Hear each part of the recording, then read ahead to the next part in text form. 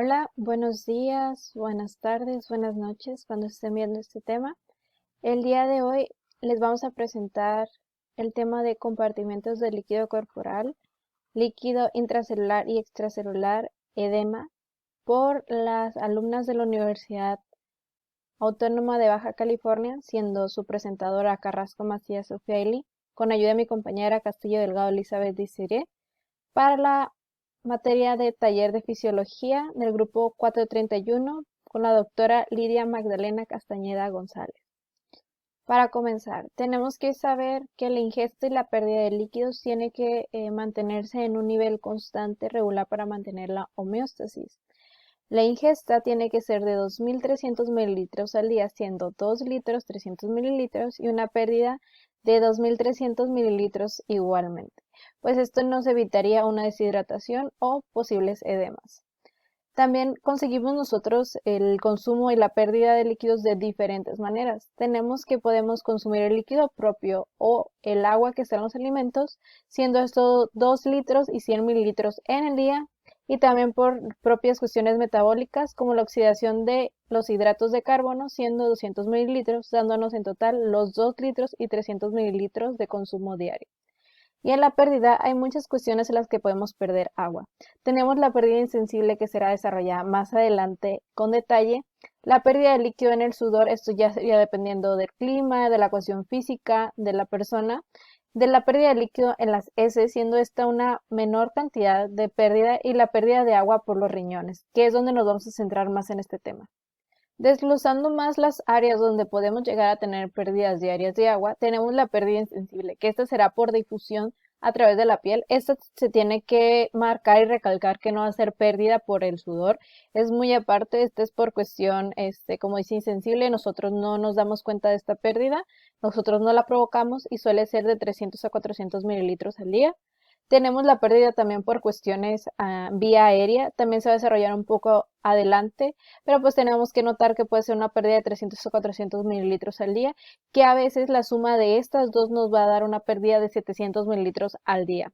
Tenemos la pérdida de líquido en el sudor, esto puede variar, pero una persona normal que no tiene una gran actividad física puede ser 100 mililitros al día. Esto también, como les menciono, puede ser debido a la intensidad del ejercicio. La pérdida de agua en heces, esta casi no suele cambiar, depende si la persona tiene diarrea, es de 100 mililitros al día. Y la pérdida de agua en la orina, que esta tiene varias fluctuaciones, pero en una persona normal tiene que ser una pérdida de 1 litro 400 mililitros al día. Desglosando un poco más los temas de pérdida, tenemos la pérdida insensible del agua corporal. Esa, como les menciono, no es consciente, nosotros no somos conscientes de esta pérdida.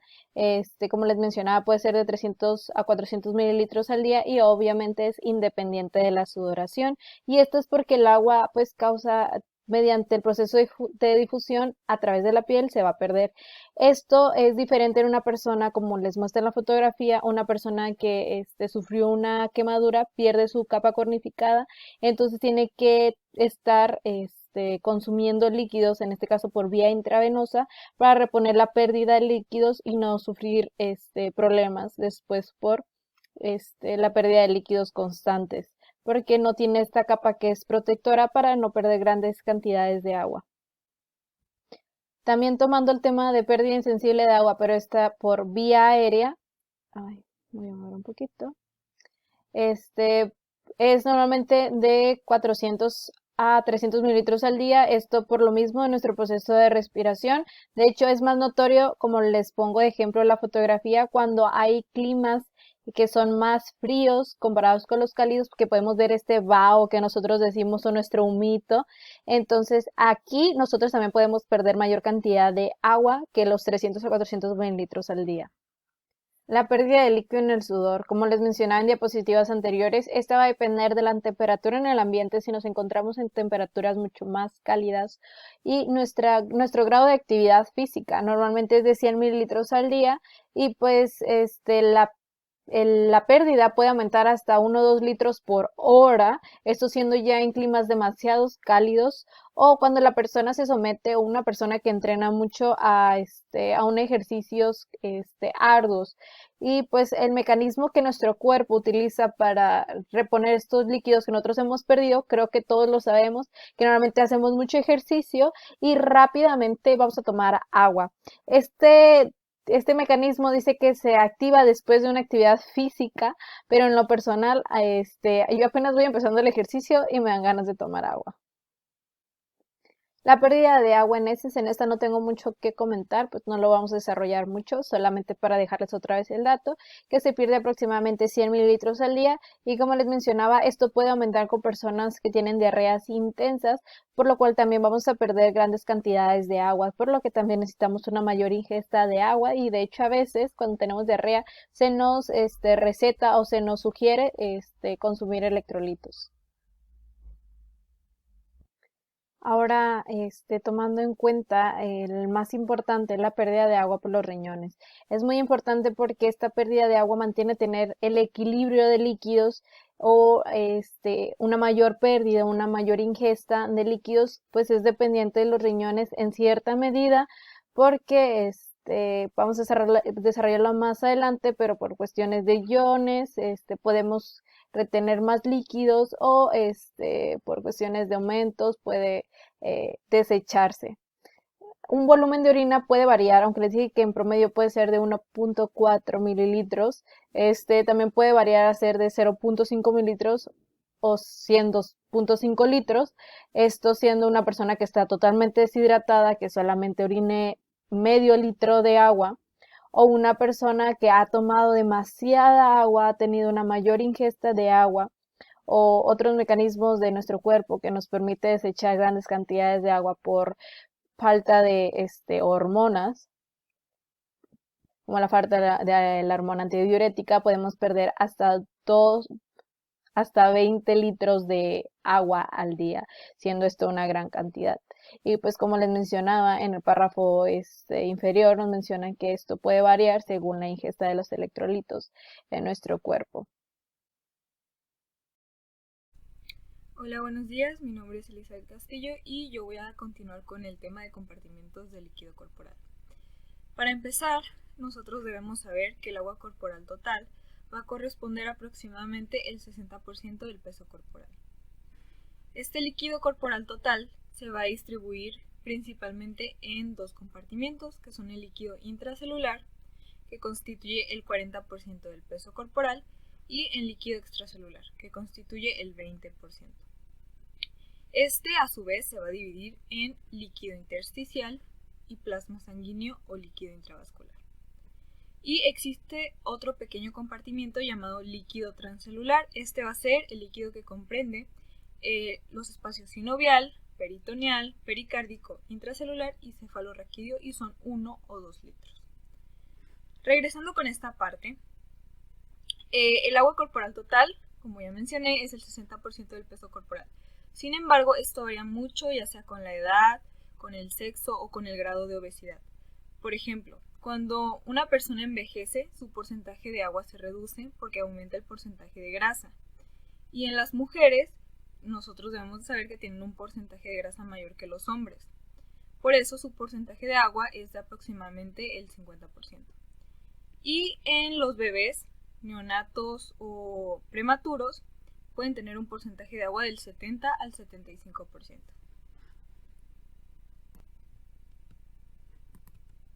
Ok, ahora hablaremos del volumen sanguíneo. La sangre nosotros debemos de saber que tiene líquido extracelular, que es el del plasma, y el líquido intracelular, que es el líquido de los eritrocitos. Sin embargo, la sangre se considera un compartimento líquido aparte porque va a estar contenido en su propia cámara, que es el aparato circulatorio. El volumen sanguíneo es muy importante para mantener la dinámica cardiovascular, por eso es necesario que se encuentre dentro de los parámetros. El volumen sanguíneo medio en los adultos es de aproximadamente el 7% del peso corporal o unos 5 litros. También es importante mencionar que alrededor del 60% de la sangre es plasma y el otro 40% son eritrocitos. Es de aquí de donde deriva un concepto muy importante, que es el hematocrito. El hematocrito es la fracción o porción de la sangre que va a estar constituida por eritrocitos. Y lo normal en los hombres es de 0.4, en las mujeres de 0.36 y en casos de anemia grave puede que tengan hasta 0.1 y en casos, por otro lado, en casos donde las personas tienen una producción excesiva de eritrocitos pueden tener hasta 0.65. Ok, ahora, constituyentes de los líquidos extracelular e intracelular. La composición iónica entre el plasma y el líquido intersticial es muy parecida, porque van a estar separados por membranas capilares muy permeables. Hay dos principales diferencias entre estos compartimientos, que es que el plasma sanguíneo va a tener una concentración mayor de proteínas y nosotros debemos saber también que las proteínas tienen carga negativa, por lo tanto tienden a atraer iones con carga positiva. Y esas son las dos principales diferencias. Ahora, líquido extracelular. Este va a tener cantidades grandes de sodio, de cloro, de bicarbonato y cantidades pequeñas de potasio, de calcio, de magnesio, de fosfato y de ácidos orgánicos. Por otro lado, el líquido intracelular va a tener cantidades pequeñas de sodio, de cloro, de bicarbonato y cantidades grandes de potasio, de magnesio, de fosfato y proteínas va a tener hasta 4 veces más que el plasma. Ok, la determinación de los volúmenes de compartimentos líquidos específicos. Para medir el agua corporal total necesitamos utilizar sustancias como el agua radiactiva o el agua pesada. Estas se combinan con el agua corporal total y se saca un principio de dilución. Para la medida del volumen del líquido extracelular es necesario utilizar sustancias que persistan en el líquido intersticial y en el plasma. Y puede utilizarse el sodio radioactivo, el cloro radioactivo, el iolamato radioactivo, el ion tiosulfato y la inulina.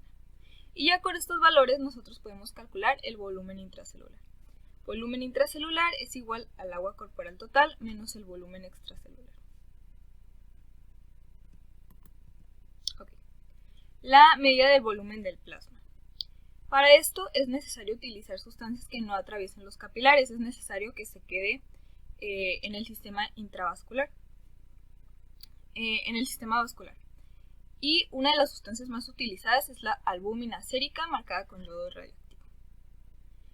Con los volúmenes obtenidos vamos a sacar el volumen del líquido, o bueno, se puede sacar el volumen del líquido intersticial. Volumen del líquido intersticial es igual al volumen del líquido extracelular menos el volumen del plasma. Y por último, la medida del volumen sanguíneo. Esto se puede sacar si conocemos el valor del hematocrito. Volumen de la sangre es igual al volumen del plasma entre 1 menos el hematocrito. Ok, la relación del intercambio de líquido y el equilibrio osmótico entre los líquidos intracelular y extracelular. Ok, la distribución entre el espacio plasmático e intersticial va a estar determinado principalmente por el equilibrio entre las fuerzas hidrostáticas y coloidosmótica u oncótica. Y la distribución del líquido intracelular y extracelular estará determinada principalmente por el efecto osmótico de solutos pequeños como el sodio, el cloro y otros electrolitos.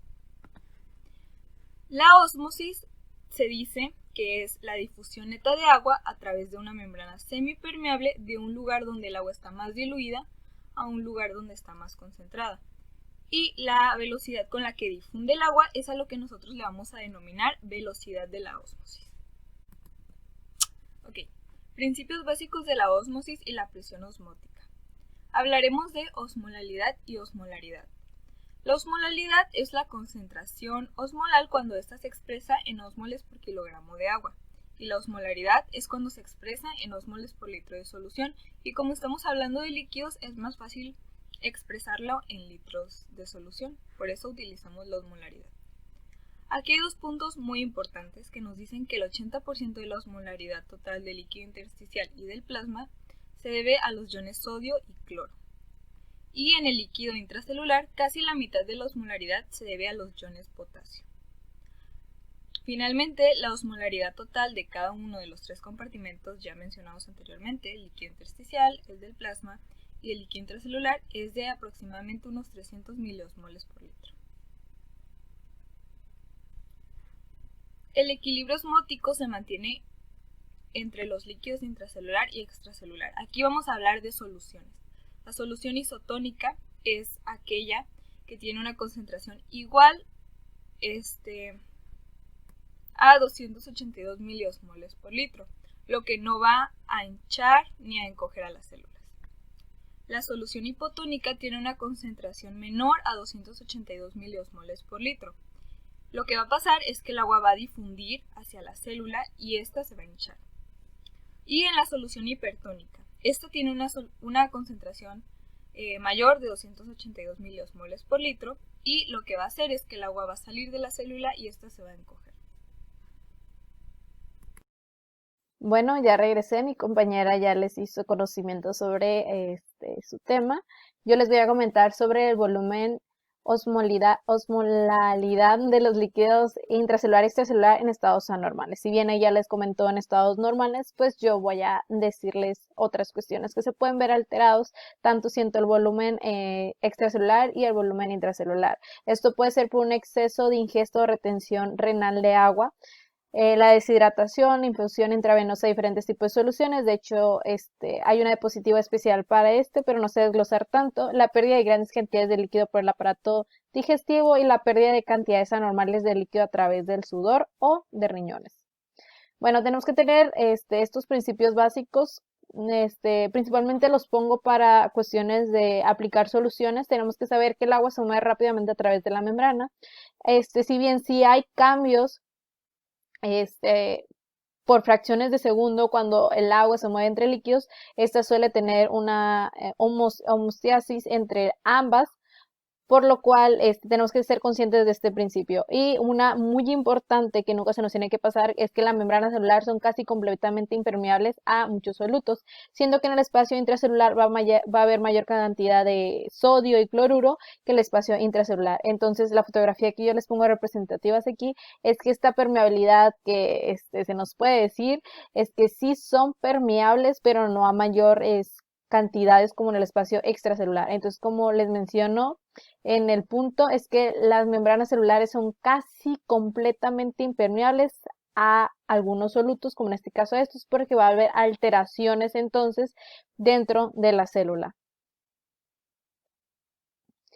Si bien también mi compañera ya les mencionó un poquito de esto, yo les voy a hablar sobre el efecto ya en la célula de la adición de una solución salina a líquido extracelular. Cuando nosotros aplicamos una solución isotónica, podemos ver ya desde ahorita que la célula no sufre un gran cambio. Si acaso el líquido extracelular, pues va a haber un aumento de volumen, pero no va a haber una cuestión de cambio celular. Ahora, si nosotros aplicamos una solución hipertónica, vamos a aumentar el volumen extracelular y la cantidad de sodio en el espacio extracelular. Lo que nosotros sabemos es que cuando hay sodio, el sodio se lleva el agua junto con él. Entonces lo que va a hacer, va a causar por cuestión de ósmosis que el agua salga de la célula hacia el espacio extracelular, dejando nuestra célula deshidratada. Y si lo vemos en un microscopio, podemos verla como una célula, como una estrellita, como una pasita, que está demasiado chupada por la falta de agua dentro de la célula.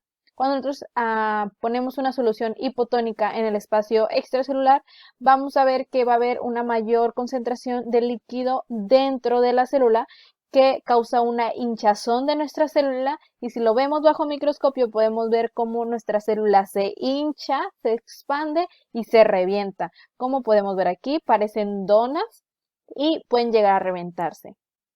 Entonces también tenemos que saber que si nosotros hacemos un cambio en un espacio, va a repercutir en el otro espacio.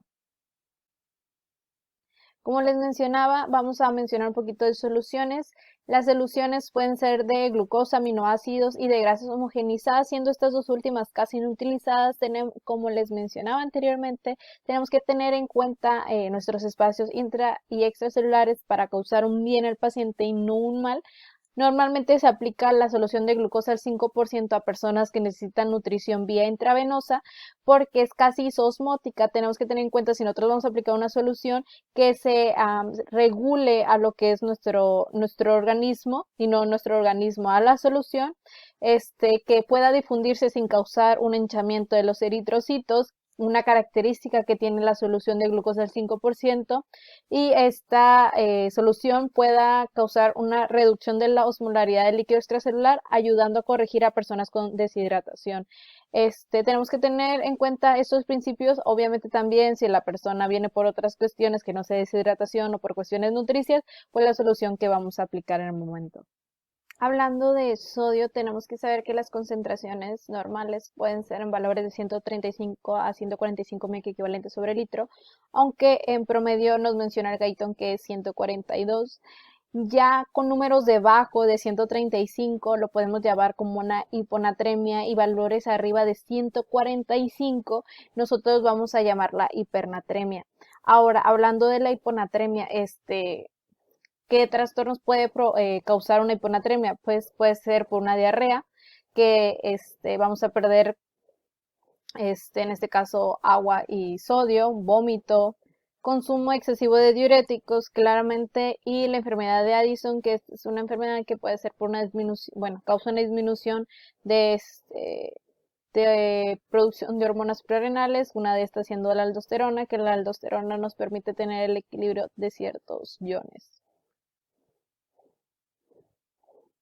Una consecuencia grave que puede ver en la hiponatremia puede ser especialmente en el encéfalo. No digo que no pueda haber daños en tejidos y órganos, pero principalmente se va a ver en el encéfalo porque va a haber menores cantidades de sodio. Entonces, cuando llegamos a una menor cantidad de sodio puede presentarse confusión, desorientamiento, la persona empezar a presentar síntomas ya físicos y signos.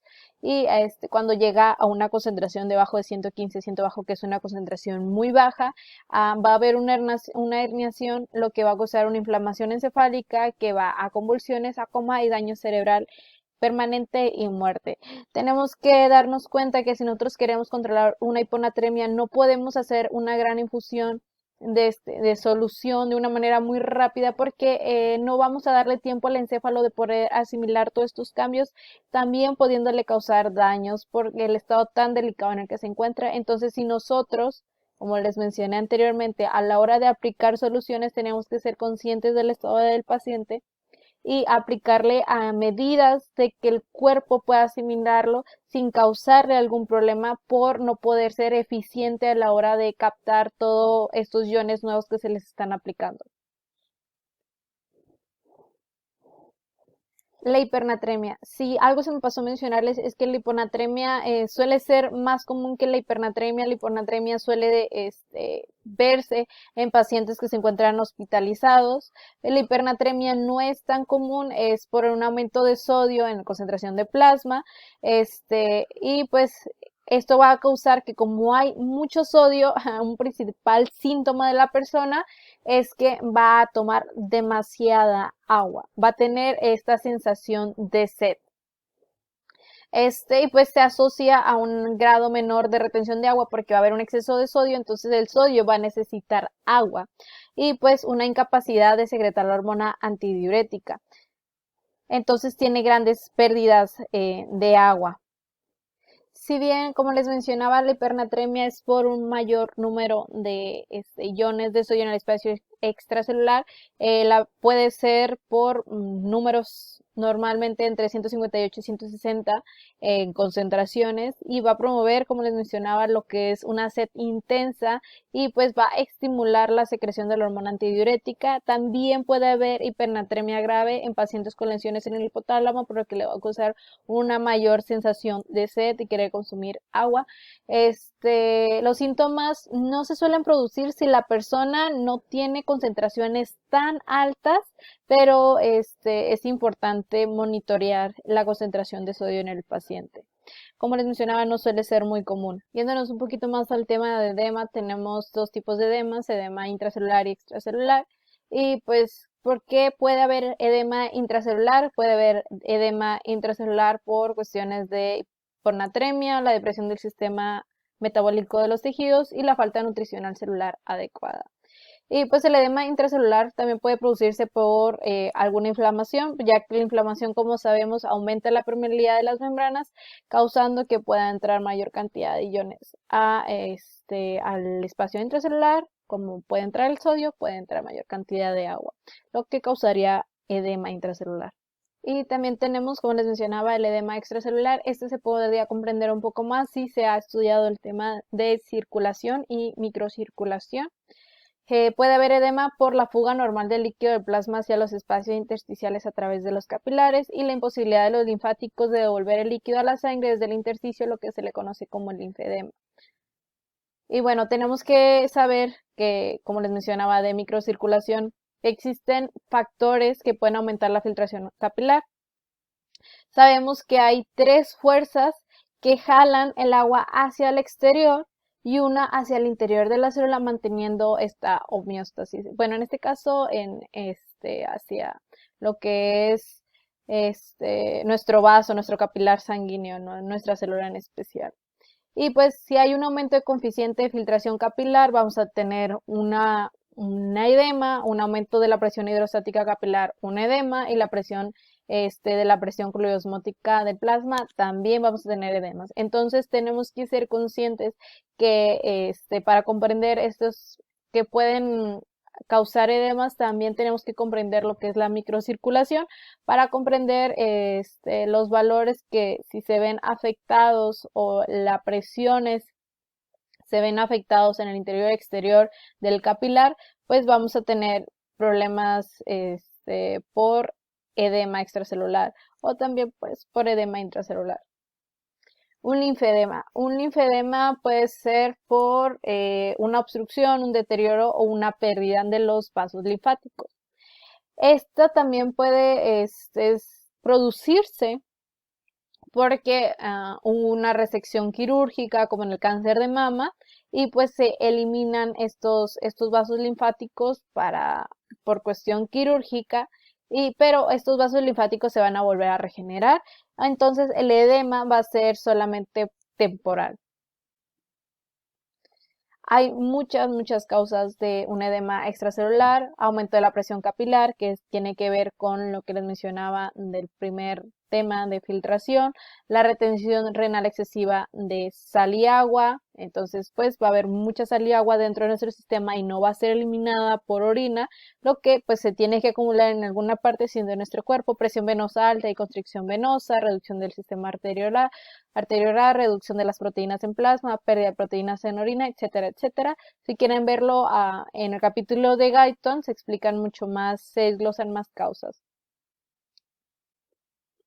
Bueno, también mencionando uno de los edemas más comunes, el edema causado por insuficiencia cardíaca. Esto se va a deber porque va a haber un aumento de la presión venosa, porque el corazón no va a bombear como normalmente lo hace desde las venas hacia las arterias, y pues va a haber la presión capilar, va a haber pues un aumento de la filtración capilar. Entonces la presión arterial tiende a disminuir y lo que va a disminuir la excreción de sal y agua a los riñones, causando pues el edema que podemos ver por insuficiencia cardíaca. Tenemos edemas causados por una menor excreción renal de sal y agua. Como sabemos, pues sí, el riñón mantiene un almacenamiento más de agua, de sal va a tener también un almacenamiento más de agua. Esto también se puede producir por nefropatías que pues van a reducir la excreción, entonces vamos a tener mayor almacenamiento de sal y agua, lo cual va a causar una tumefacción, un edema, y pues va a haber un aumento generalizado del volumen intersticial y pues una hipertensión, porque cuando nosotros tenemos una mayor acumulación de sal y agua, aumenta nuestra presión arterial y normalmente nuestros mecanismos es orinar para disminuir la presión arterial. Pues en estos casos puede que no suceda esto por las cuestiones patológicas, y por el aumento de la presión también va a haber un aumento de volumen. Por eso normalmente se elimina el líquido mediante orina para disminuir el volumen. También tenemos edemas causados por una reducción de proteínas plasmáticas. Esto también puede ser por cuestiones de nefropatías, donde tenemos proteinuria, que es la pérdida de proteínas mediante la orina, y es llamado un trastorno a esto del síndrome nefrótico. También pues puede causarse múltiples nefropatías porque se lesionan lo que son las membranas de los glomérulos, esto causando una filtración de proteínas. Aparte de hablando ahora de cambiando a lo que es la cirrosis hepática va a causar esta cuestión fibrosa, va a reducir la producción de proteínas, entonces va a reducir la concentración de proteínas plasmáticas porque pues nuestro hígado no está funcionando de manera correcta. Como les menciono, aquí hay fibrosis, entonces no permite trabajar de manera adecuada nuestro hígado. Nuestro cuerpo es muy inteligente y tiene mecanismos de seguridad que van a impedir el edema. Obviamente no son perfectos, pero pues tenemos tres. Uno de ellos es la baja densidad del intersticio cuando la presión del líquido intersticial es negativa. De hecho, la presión es de -3. Entonces tenemos este número 3 que nos permite poder aumentar la presión hasta 0 y nuestro cuerpo pueda controlar aún así el posible causa de edema. Pero si llega a valores positivos, pues no va a poderlo impedir y va a causarse un edema. Entonces es de -3 a 3 que puede. Continuando con el tema, también podemos ver que la capacidad del aumento de flujo de linfa, pues sabemos también, si hemos visto microcirculación, que el flujo linfático interviene en el 10% de la captación de esta agua que perdemos mediante los capilares hacia la porción venosa. Los linfáticos actúan como mecanismo de seguridad frente al edema, pues el flujo puede aumentar de 10 a 50 veces. Cuando el líquido empieza a acumularse, este flujo permite que los linfáticos transporten grandes cantidades de agua de líquido y pues estas proteínas poderlas recuperar otra vez en respuesta al aumento de la filtración capilar, impidiendo que la presión intersticial aumente a valores positivos. Cuando llega a aumentar esto, pues obviamente se le es imposible, aún aumentando el flujo, que no se pierda esta cantidad de líquidos y proteínas. Y pues no puede transportar más de lo que es su función. Y el lavado de proteínas del líquido intersticial. La concentración de proteínas en el intersticio se reduce a medida que el flujo de la linfa aumenta, por lo cual pues la linfa va a tener la mayor cantidad de estas proteínas que se perdieron, porque se transporta mayor cantidad de proteínas que las que se pueden filtrarse. Entonces los capilares son relativamente impermeables a las proteínas, porque viendo microcirculación sabemos que hay un impedimento para esto comparado con los vasos linfáticos, así que las proteínas son lavadas del líquido intersticial a medida que el flujo de la linfa pues aumenta. Y pues tenemos un resumen aquí hablando de las presiones. Como les mencionaba, el mecanismo de seguridad causado por baja densidad tisular cuando la presión es negativa es de unos 3, porque pues normalmente la presión es de -3.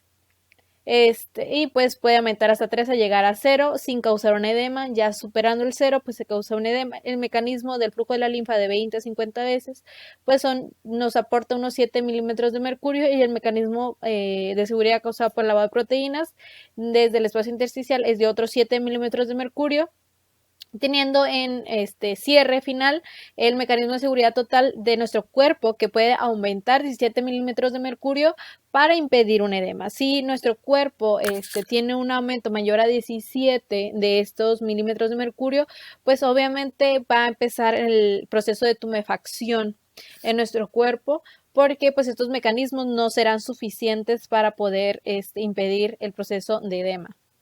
Y nada más como una nota especial, pues sabemos que existen líquido en los espacios virtuales del cuerpo, teniendo como estos espacios ejemplos la cavidad pleural, la cavidad pericárdica, la cavidad peritoneal, las cavidades sinoviales, incluidas lo que son las bolsas serosas y las articulaciones. El líquido se intercambia entre los capilares y los espacios virtuales, y los vasos linfáticos drenan las proteínas de los espacios virtuales, y el líquido de edema en los espacios virtuales pues no se va a llamar edema, se va a llamar derrame. Y por nuestra parte sería todo. Esperamos que haya quedado comprendido el tema. Es el capítulo 25 del libro de Keyton Hall de fisiología, y muchas gracias por su atención.